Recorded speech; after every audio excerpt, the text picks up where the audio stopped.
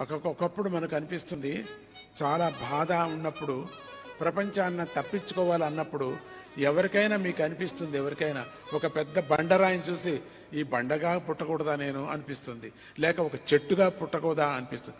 అనిపించింది ఎవరికైనా చేతులు ఎత్తండి చూస్తాం. చాలా మందికి అనిపించింది. ఓకే, ఒప్పుకున్నారే, సంతోషం. ఈ బండగా పుట్టింటే బాగుంటుంది కదా అనిపిస్తుంది. ఈ చెట్టుగా పుట్టింటే అడవిలో ఉండేవాడిని కదా అనిపిస్తుంది. ఎందుకు ఈ మానవ జన్మ ఇచ్చి నన్ను హింస పెట్టావు అని అప్పుడప్పుడు మనసులో మనకు అనిపిస్తుంది. ఒక్క పరతత్వం ఒక్కటే స్వచ్ఛం.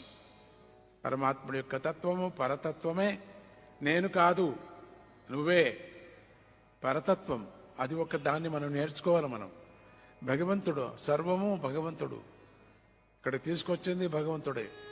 మన పాపాలని దూరం చేయటానికి కూడా ఆడించింది వాడే అనే విధంగా భావన మనలో రావాలా. దానికోసం